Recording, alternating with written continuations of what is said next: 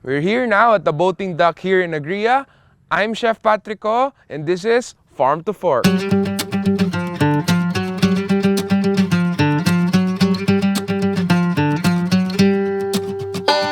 So today we're cooking Ginataang Kohol with Puso ng saging. So let's start. Linisan muna natin to. Let's peel off the leaves. This is from Agriya. Cardava siya na puso ng saging. Teka. Remove natin to. We need the heart niya. When you reach the mark na puti na sa lahat, or yellowish, and it's soft, ready to go. So we have our palm of heart, or puso ng saging.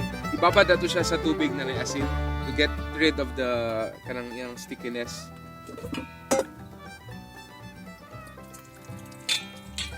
Tubig! So this is something new that we're gonna add for our kohol. Our kohol, by the way, is still alive. It's fresh from Nest Farms. It's really nice size. Ito. Okay. So remove the roots. Then we slice this lang.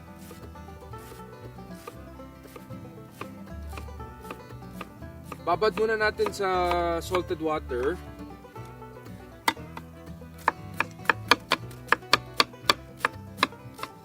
Just while waiting for this, we're gonna saute our aromatics for our ginataang kohol. So today we're cooking in a traditional palayok. We're gonna heat this up. We have our kohol. Very simple lang yung dish natin.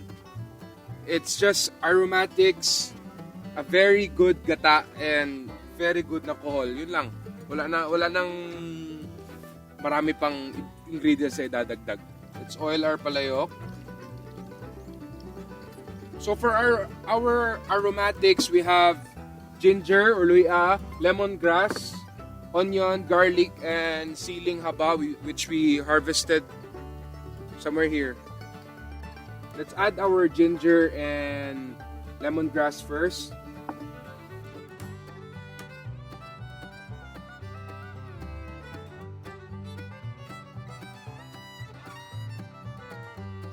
So we have our ginger and lemongrass sauteing. Una natin to before the garlic and onions. We have to bring out the aroma. This is gonna flavor our gata for our kohol. So we have sile haba. We add it directly. Since it's green naman, this doesn't make the dish spicy. Ano lang, malasa. Then we add onions.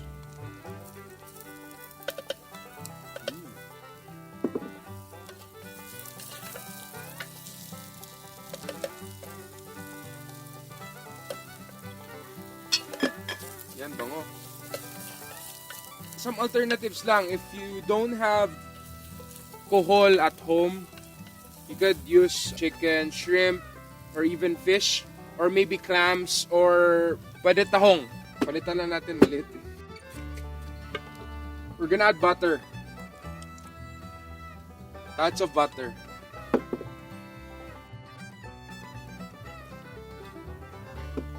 So, importante, saute natin na maayos yung herbs.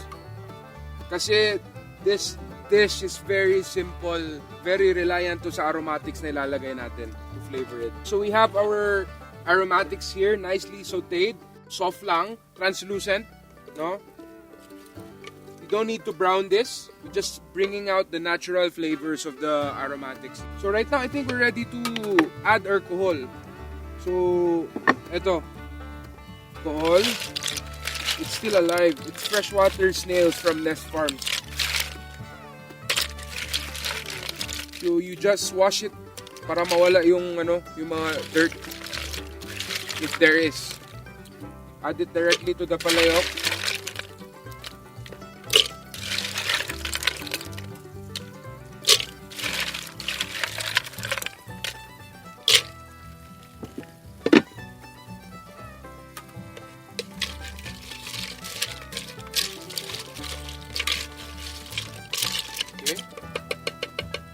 So from here, we add our gata.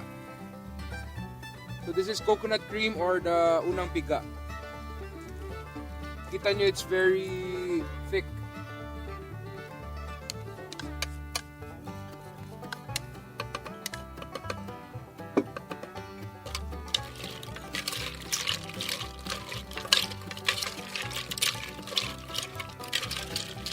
Then we season it with patis or fish sauce.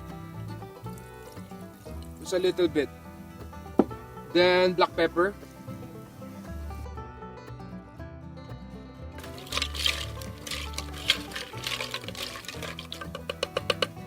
We're gonna add a little bit of water, no?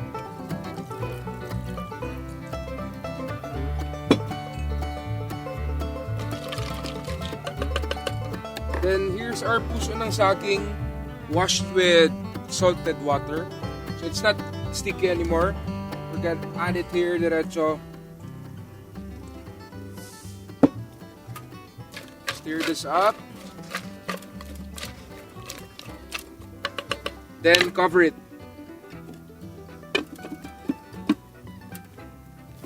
So sir, why Agriya? You know, Chef, the name Agriya stands for Agricultural City by Anflocor. So, parang play on words siya, no? And what we wanted to establish here was really a township project. So, a master plan project. We have several subdivisions, may commercial centers, may schools. But the main theme is really agriculture. Because we're here in the heart of agriculture, which is Davao del Norte. Yeah, and then pansin ko nga that madaming varieties of bananas. So, yeah. If you look all around, no, see all of the different banana trees that you see here, they all look different, Yeah. if you've noticed. No? This, what we call here the banana walkway, we've grown here about 67 different kinds of. Wow, dami nun ah. Pero can you imagine, there are actually over 300 different varieties in the world. Here in Panabo, we're really known more for Cavendish bananas.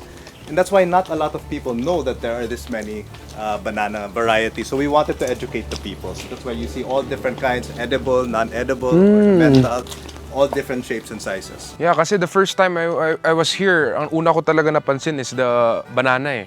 Sobrang dami and iba't ibang klase. You know, banana is really the lifeblood of Panabo City, of Davao del Norte. It is one of the oldest industries here. It's really a driver for the economy here. So talagang importante siya for the social and economic development. So that's one of the reasons then you chose Panabo where to develop Agriya. Exactly. So we're back here and I think our kohol is ready. It's nice and boiling. And right now we have our special guest, our Cary, again to taste our dish. Hopefully it's gonna be good. Sir? Ito, Looking forward to this one. let's try it. Bango.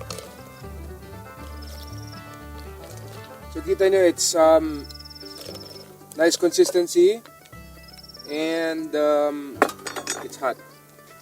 Okay. I'm gonna add chives.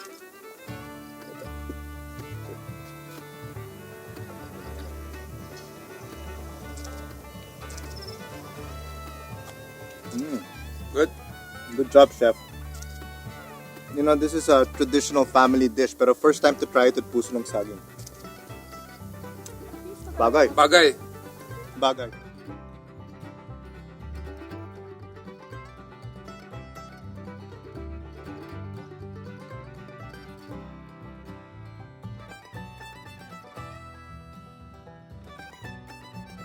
So here we have our Ginataang Kohol with Puso ng saging. I'm Chef Patrick Cole with Mr. Cary Lagdameo. See you next time at Farm to Fork.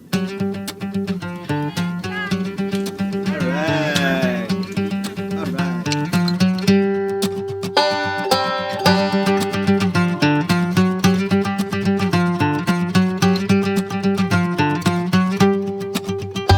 Sige, rolling. Ako na clapper, ako pa chef. Saute our aromatics for our ginataang ng kohol. For our next dish. And for our next dish, we season it with patis or fish sauce. Then we season it with patis or fish sauce. Then we season it with patis or fish sauce. Okay, rolling.